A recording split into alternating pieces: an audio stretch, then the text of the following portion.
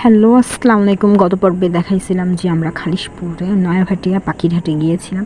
সেখানে অনেক পাখি দেখেছি, টিয়া পাখি, কবুতর, বিভিন্ন রকমের মাছ, বিড়াল সব কিছুই ছিল। এখানে পার্সিয়ান ক্যাটগুলো ছিল, যে আপুগুলো ক্যাট পছন্দ করে। দেন অনেক ধরনের কবুতর ছিল, ভাইয়ারা তো অনেক কবুতরও পছন্দ করে। এখানে দুইটা বাজ পাখিও ছিল, ওদের ধরলাম। অনেক সুন্দর দেখতে, মনে হচ্ছিল একটা নিয়ে যায় পুষি, কিন্তু আসলে সেরকম কোনো মেন্টালিটি নিয়েই আসি নাই বাসা থেকে। আসছিলাম এখানে ছোট্ট একটা পাখি নিতে, টিয়া পাখি মেনলি। তো এখানে অনেক রকমের মাছ ছিল, অনেকে মাছ পছন্দ করে।